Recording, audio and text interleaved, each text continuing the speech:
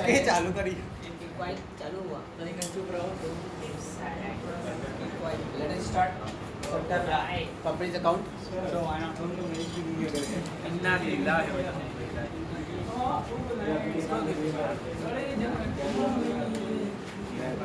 साझेदारी खाते अब पीते हैं सर तो कहाँ तक हम लोग पहुँचे थे बाबू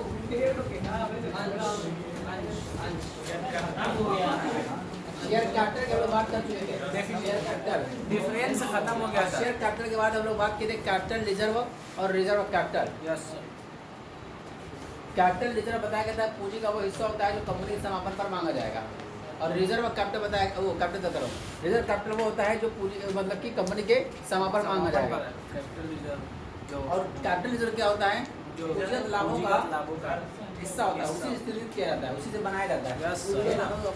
चलो ये इतनी सारी बातें हम लोग हो चुकी थी आज हम लोग बात करेंगे share what is the share what is the share share is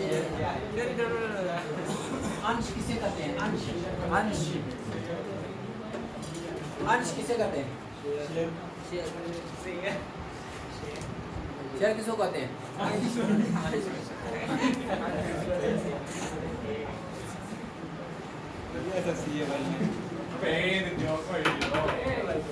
अरे करिए बैठ जाइए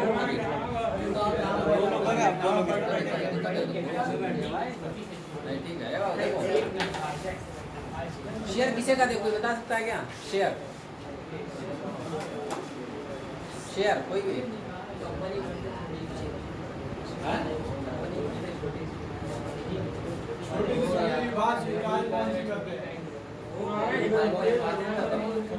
देखो बताया गया जो कंपनी की पूंजी थी कल बताया गया था शेयर कैपिटल जो बहुत सारे लोगों द्वारा पैसा लगाया जाता है यानी कि शेयर इशू करके पैसा इकट्ठा किया था तो क्या कहते हैं शेयर कैपिटल तो जो पूंजी है उस पूंजी को छोटे छोटे भागों में विभक्त कर दिया जाए छोटे छोटे भागों में उसको बांट दिया जाए तो प्रत्येक भाग प्रत्येक हिस्सा प्रत्येक इकाई शेयर कहलाती है यानी कि जो कंपनी की पूंजी है इकट्ठा हुई है उसको छोटे छोटे पार्ट में क्या किया गया है बांटा गया छोटी छोटी यूनिट बनाई गई है छोटी छोटी इकाई बनाई गई है और प्रत्येक यूनिट और प्रत्येक इकाई क्या कहलाती है अंश कहलाती है शेयर कहलाती है तो इसको कंपनीज एक्ट 2013 सेक्शन 284 में इसको डिफाइन किया गया है उसको देखो क्या बताया गया बताया गया अंश का आशय एक कंपनी की अंश पूंजी में एक अंश से अंश पूंजी में एक अंश से यानी शेयर कैपिटल में एक अंश से और इसमें स्टॉक भी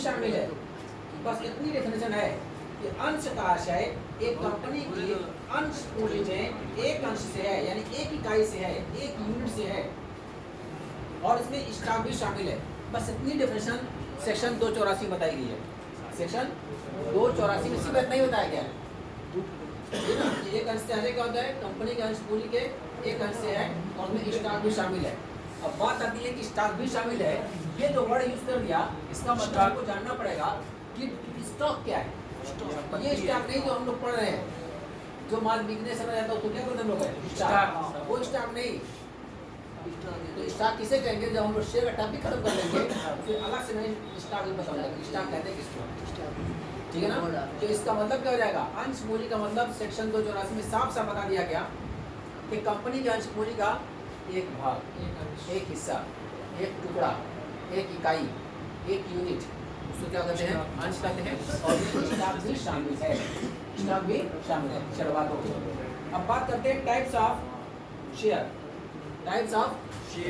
की हाँ जी कितने टाइप्स होते हैं कोई बता सकता है क्या दो कौन कौन इक्विटी और प्रेफरेंस एक हो गया आपका इक्विटी शेयर समता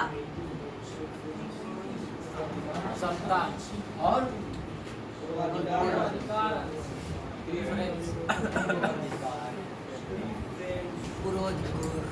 समतांश और पूर्वाधिकार समतांश किसे कहते हैं और पूर्वाधिकार अंश किसे कहते हैं तो इसके लिए भी चंद दिन पहले बात हो चुकी थी एक बार मैंने बताया कि अगर पूर्वाधिकार अंश बता दोगे तो समतांश ही बता दोगे तो पूर्वाधिकार अंश किसे कहते हैं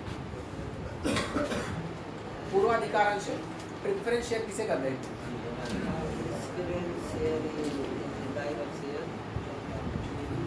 बताया, अभी बताया गया था, 6 महीने पहले बताया गया था, एग्जाम की प्रिपरेशन में बताया गया था। जो लोग नए होंगे वो लोग तो जानते होंगे, और उन लोगों को आगे आना चाहिए कि सर हम बताएंगे।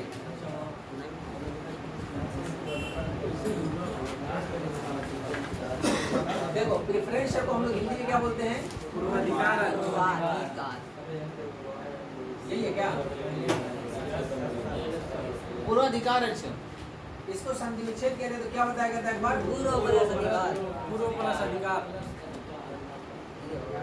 पूर्व प्लस अधिकार, यानी कि ऐसा अंश जिनके पास 2 राइट्स होंगे, 2 चीजों की प्रायोरिटी दी जाएगी होगी, 2 चीजों का प्रीफर किया जाएगा। क्या किया जाएगा?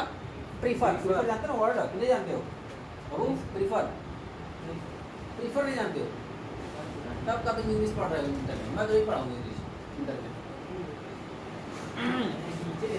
सब्जेक्ट था ही नहीं हम लोगों का इंग्लिश, मैं चुना ही नहीं था। सर हम लोग कैसे हैं? हम लोग तुम सब इंग्लिश वाले हो। हम लोग इंग्लिश की जगह पर लिए थे बिजनेस इकोनॉमिक्स लिए थे। क्या लिए थे? व्यावसायिक अर्थशास्त्र। व्यवसायिक अर्थशास्त्र बिजनेस इकोनॉमिक्स से बोला जाता है। ऑप्शनल था, चाहे इंग्लिश लो चाहे ये लो। इंग्लिश से मैं बहुत डरता था, अभी भी डर रहा हूँ, ठीक है ना। तो क्या है कि इंग्लिश हम लिया ही नहीं। अब तुम इंग्लिश ले रहे हो तब भी नहीं जानते हो। मैं जान गया प्रीफर। सर इंग्लिश आ रही है। प्रीफर किसको कहते हैं? कोई होता है प्रीफर। इंग्लिश प्रीफर किसको कहते हैं? इंग्लिश। देखो 2 चीजें यहाँ पर मिल रही है, चाय और कॉफी। चाय और कॉफी। Tea coffee. चाय लेना बेहतर है तुमको या कॉफी? तुमको क्या? नहीं, चाय काफी है। काफी ऐसा है ना? काफी किसको पहले वरीयता दोगे? वरीयता संतुष्टि, इसी को क्या बोलते हैं? प्रीफर करना, कि मैं प्रीफर करूंगा चाय को, कॉफी को नहीं। बस ना रही है, नहीं समझ रहे, अब नहीं समझाऊंगा इसका, ठीक है। तो प्रीफर करने मतलब वरीयता देना। क्या देना? वरीयता देना, यानी कि आप किसको ज्यादा वरीयता देंगे, किसको पहले देंगे। यहाँ पर मेरा वर्ड बनाना यूज किया कि जिन शेयर होल्डरों के पास 2 राइट्स होंगे, 2 अधिकार होंगे, 2 चीजों में उनको प्रीफर किया जाएगा, यानी पहले उनको दिया जाएगा, वरीयता उनको दी जाएगी 2 चीजों की। उनको समझ जाएंगे क्या है प्रेफरेंस शेयर है। तो किन 2 चीजों की प्रेफरेंस देने की बात हो रही थी? किनको बताओ फटाफट? चाय प्रायोरिटी ऑफ चाय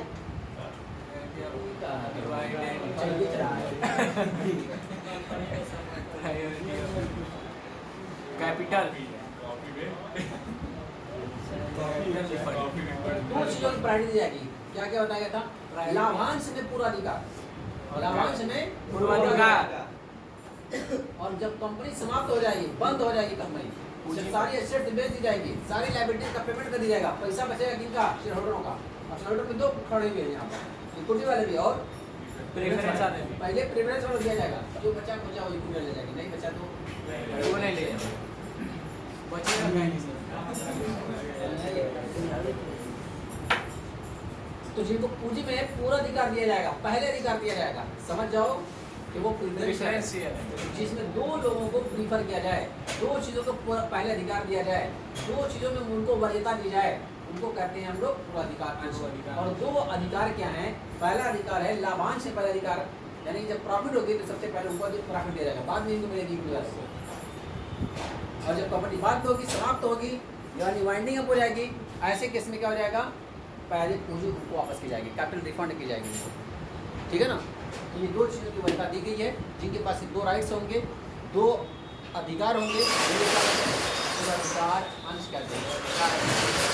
अब इक्विटी शेयर किसे कहते हैं? इक्विटी शेयर फंक्शंस किसे कहते हैं? तो लॉ में जो लैंग्वेज बताई गई है, जैसे प्राइवेट कंपनी में बताया गया था, प्राइवेट कंपनी में 3 विशेषता है।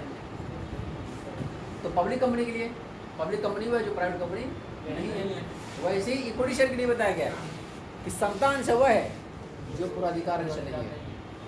समतांश वह है जो पूर्वाधिकार अंश नहीं है। तो फिर उसमें डिफाइन करना पड़ेगा कि पूर्वाधिकार अंश किसको कहते हैं।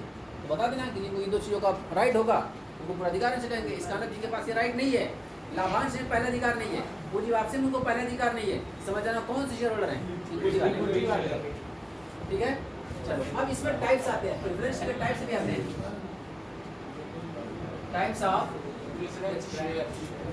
प्रेफरेंस शेयर कितने टाइप्स के होते हैं पता है? देखो कार्य से अगर देखो cumulative preference share, non cumulative preference,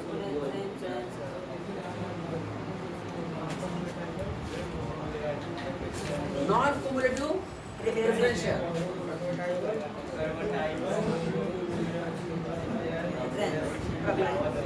redeemable preference share और irredeemable preference share.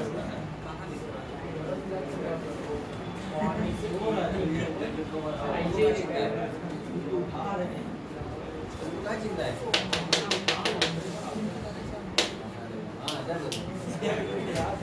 Irredeemable preference share हो गया। और उसके बाद फिर क्या आता है? Convertible, non convertible, convertible preference share non convertible और नॉन कन्वर्टेबल प्रेफरेंस शेयर।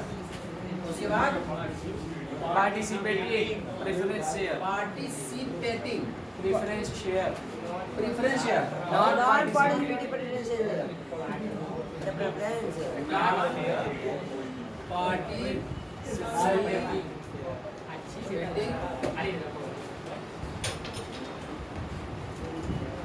इतने टाइप्स के हैं। संचयी पूर्वाधिकारांश, असंचयी पूर्वाधिकारांश, शोध्य पूर्वाधिकारांश और शोध्य पूर्वाधिकारांश। शोध्य पूर्वाधिकारांश को विमोचनशील पूर्वाधिकारांश ही बोलते हैं, विमोचनशील पूर्वाधिकारांश, और अशोध्य पूर्वाधिकारांश को अविमोचनशील पूर्वाधिकारांश ही बोलते हैं, या इसको मोचनीय पूर्वाधिकारांश, अमोचनीय पूर्वाधिकारांश, तो सब वही है। ठीक है ना? और आगे देखो फिर ज़्यादा कन्वर्टेबल प्रेफरेंस शेयर यानी परिवर्तनशील पूर्वाधिकारांश, अपरिवर्तनशील पूर्वाधिकारांश, अतिरिक्त लाभ सहित भागयुक्त पूर्वाधिकारांश, अभागयुक्त पूर्वाधिकारांश। ये 8 टाइप्स के प्रेफरेंस बताए गए। अब सबको डिटेल समझो क्या है। आगे क्या है तो प्रेफरेंस शेयर। फिर प्रेफरेंस शेयर में भी ऐसा क्या मतलब कि उसमें है कि उसके अलग अलग वेराइटीज़ हो गई हैं, 8 वेराइटीज़ का शेयर हो गई है प्रेफरेंस शेयर को। तो इसमें सबसे पहले हमारे पास आता है cumulative preference share, cumulative preference share, संचयी पूर्वाधिकारांश। तो संचयी पूर्वाधिकारांश कैसे करते हैं? संचयी पूर्वाधिकारांश किसे करते हैं? हाँ जी, कोई पढ़ के आया तो बताएं। संचयी पूर्वाधिकारांश का मतलब हो गया ऐसा पूर्वाधिकारांश जिनका लाभ का संचय किया जाता है, लाभ का संचय कहता है।